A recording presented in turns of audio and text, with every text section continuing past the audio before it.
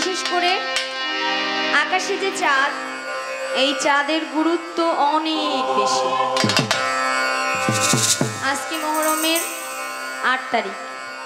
আসলে এই মহরমের চাঁদে এমন এমন দুর্ঘটনা ঘটেছিল, আমাদের ইসলামে যারা আছেন, যারা নবীকে ভালোবাসে, পাক পাঞ্জাতনকে ভালোবাসে, তাদের জন্য হৃদয় বিদারক এক ঘটনা।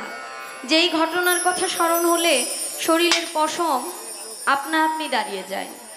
কারণ মা ফাতেমার টুকরা, কলিজার টুকরা নবীজির নয়নমণিকে ইমাম হাসান এবং ইমাম হুসেনকে কারবালার প্রান্তরে শহীদ করা হয়েছিল। এই মহরম মাসে তারা বাড়ি ছেড়েছিল, যাওয়ার কথা ছিল কুফায়, ভুলবশত তারা কারবালায় চলে গেছিলেন এবং কারবালার ঘটনা ঘটেছিল। এই বিষয়ে অবশ্যই কথা বলবো।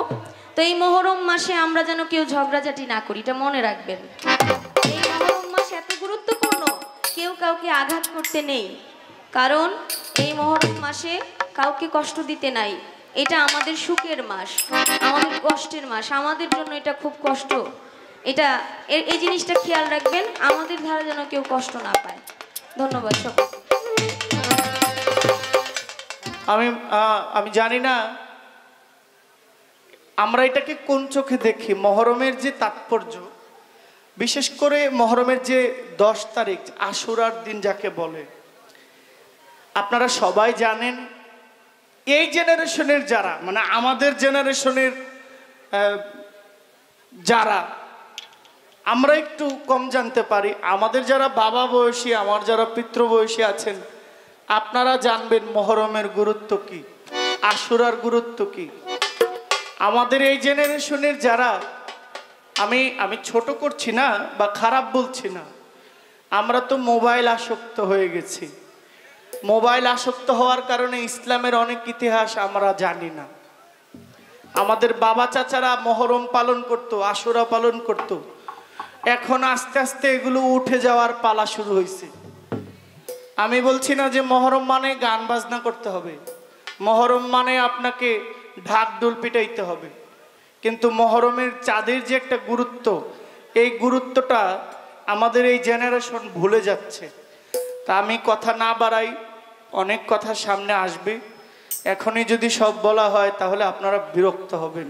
আমি এমনটা করব না। একটা কথা বললেন যে দুর্ঘটনা, আমি জানি না আমার বিজ্ঞ শিল্পী উনি কোনটাকে দুর্ঘটনা মনে করছেন। কারবালার প্রান্তরে যে ঘটনা, ৭২ জনের সদস্য আমার নবীর বংশকে শহীদ করা হয়েছে, আমি এটাকে দুর্ঘটনা বলবো না। আমি বলবো এই ঘটনা আমার আল্লাহ পাক জানতেন। আর ইসলামের ইতিহাসে হযরত মাওলা ইমাম হুসাইন আলাইহিস সালাতু সালাম, মাওলা ইমাম হুসাইনের জীবনের বিনিময় এই ইসলামকে আবার পুনর্জীবন দান করে গেছে। মাওলা ইমাম হুসাইন যদি না হইতেন, আমার রাসূল বলেছেন আমি আলী হইতে আর আলী আমার হইতে, আমি হুসাইনের এই পিঠ, আমি হুসাইনের ও পিঠ, আমার হাসাইন আমার হুসাইন, আমার এই আহলে বাইতকে যে মানলো, আমার এই পাঞ্জাতনকে যে মানলো, আমার এই পরিবারকে যে মানলো, সেজন্য আমি রাসূলকে মানলো। এখন দেখেন রাসূল মোবারকের আদরের নাতি মাওলা ইমাম হাসান, মাওলা ইমাম হুসাইন, অনেক ওয়াজ মাহফিল তো আমাদের দেশে হয়, কিন্তু দেখেন তাদের নাম কতবার নেওয়া হয় স্টেজের মধ্যে। ইমাম হাসান ইমাম হুসাইনের নাম সারা রাত্রে কয়বার নেওয়া হয়? খুব অল্প নেওয়া হয়। কেন নেওয়া হয় না? আমরা আহলে বাইত থেকে আস্তে করে দূরে চলে আসতেছি। আমি এইভাবে বলছি না, আপনি কেন এইভাবে বলছেন? এগুলো সুন্দর না। আমরা মাওলা ইমাম হাসান হুসাইন সম্পর্কে জানতে হবে, জানার তো কোনো সমস্যা নাই। আমি একটি গান করি।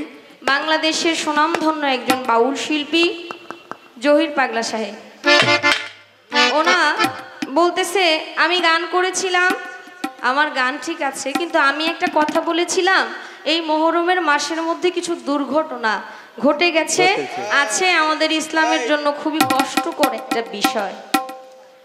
তো আমাদের পাগলা ভাইয়ের কথা হইল যে আল্লাহ পাক এটা জানতেন এই মহরমের কারবালার ঘটনাটা হবে, তাহলে এটা দুর্ঘটনা কেন? কারণ ৭২ জন ব্যক্তি শহীদ হয়েছে, এটা তো দুর্ঘটনা না, এখানে তো রহমতেরও একটা বিষয়। আমরা ইসলামের ইতিহাস পড়ি, কিন্তু সঠিকভাবে অনেকে অনেক সময় সঠিকটা জানি না, অনেক সময় অনেকভাবে বিশ্লেষণ করে। এই কথাটা আপনার ভালো লাগছে যে যুবক ভাইরা এখন ইসলামের ইতিহাস খুব কম পড়ে, অনেকে আবার পড়ে। আমাদের জানাইতে হবে, যেহেতু আমরা বাউল শিল্পী নাম বলি, তার জন্য আমাদের এই বিষয়গুলো জানানো দরকার যে যুবক ভাইরা কারবালাটা এমন ছিল। আমি দুর্ঘটনা বলাতে আপনার একটু অনীহা প্রকাশ হয়েছে, মানে বিষয়টা সঠিকভাবে নিচ্ছেন না, এই কারণে এটা দুর্ঘটনা না, এটা ভালো। আপনারা তো এটা জানতেন, আসলে আল্লাহ এটা জানতেন। ইমাম হোসেনের মাধ্যমে তার যে ত্যাগ, এই ত্যাগের মাধ্যমে সে এটা বুঝাইতে চাইলো যে ইসলাম সাধারণ বিষয় না, অনেক কঠিন একটা বিষয়। কিন্তু এই কারবালার মধ্যে যে মা ফাতেমা তো জোহরা, ওনার কলিজার ধন নয়নের মণিদেরকে এইভাবে রক্তাক্ত করে শিরোচ্ছেদ করা হইল, এইটা কি দুর্ঘটনার কষ্টের বিষয় না? যদিও এটা আল্লাহর রহমত, কিন্তু আমার সন্তানকে আজকে কেউ শিরোচ্ছেদ করে ফেললো, এটা মা কি দেখতে পারে? মায়ের কলিজায় কি এটা কষ্ট লাগবে না? অবশ্যই লাগে। আমি ওই জায়গাটা বিচার করে বলছিলাম, আচ্ছা যদি এটা দুর্ঘটনাই না হবে, কষ্টই না হবে, তাহলে আমরা মহরমের দিন মানে আশুরার দিন বুকের মধ্যে চাবুক মারি, পিঠের মধ্যে চাবুক মারি, রক্তাক্ত কেন হই? এই কষ্টের কথা স্মরণ কইরা। কষ্ট না হইলে কি দুর্ঘটনা হয় নাকি? আচ্ছা সমস্যা নেই, আপনি গুরু মানুষ, আপনি যা বলবেন সেটাই সত্যি। গুরু যদি বলে এটাই এইভাবে, পানি যদি এইভাবেও থাকে তাও আপনি এইভাবে বললে আমি মেনে নিব এটাই গুরু। গুরু বলছে আমি বিশ্বাস করি, কারণ বিশ্বাসে বস্তু মিলে তর্কে বহুদূর। আপনি একটু মেহেরবানি করে আমাদের বুঝাবেন। এটা আমি বুঝতে পারলাম বিষয়টা, এটা দুর্ঘটনা না, এটা সুঘটনা। এটা সুঘটনা, কারণ এটা আমাদের জন্য খুব গুরুত্বপূর্ণ, আমরা এটা মনে রাখতেছি এই কষ্টের কারণে। এই বিষয়ে কথা বলবো।